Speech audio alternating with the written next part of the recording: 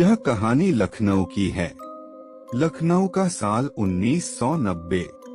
शहर के एक कॉलेज में मीनाक्षी, राहुल और शकील तीन दोस्त पढ़ते थे। मीनाक्षी कर्नाटक से आई एक तेज तर्रार लड़की थी, पढ़ाई में अव्वल और हर चुनौती के लिए तैयार। राहुल उत्तर प्रदेश का रहने वाला जमीन से जुड़ा हुआ तार्किक सोच रखने वाला लड़का था।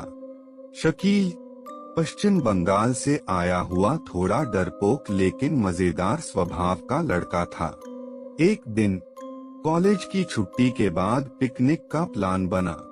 मीनाक्षी ने सुना था लखनऊ के बाहरी इलाके में एक खूबसूरत जंगल है।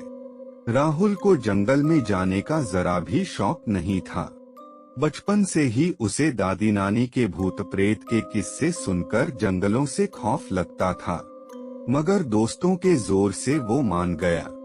शकील तो हमेशा ही मीनाक्षी और राहुल की बात मानता था। अगले रविवार तीनों दोस्त जंगल की तरफ निकल पड़े। जंगल वाकई में बहुत खूबसूरत था। ऊंचे पेड़, हरे भरे पौधे, रंग बिरंगे फूल, चिड़ियों की चहचहाट। मीनाक्षी तो खुशी से झूम उठी। उसे दक्षिण भारत के घने जंगलों की याद आ गई। राहुल को भी ये जगह पसंद आने लगी, मगर शकील को जंगल की खामोशी में एक अजीब सी बेचैनी होने लगी। उसे लगता था जैसे कोई उन्हें देख रहा है।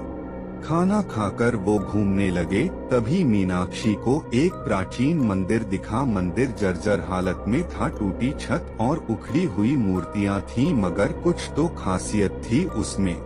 राहुल ने रोका, यहाँ नहीं जाना चाहिए, ये जगह सुरक्षित नहीं लगती। मगर मीनाक्षी जिद पर अड़ी रही। उसे हमेशा से ही रहस्यमय चीजों में दिलचस्पी थी।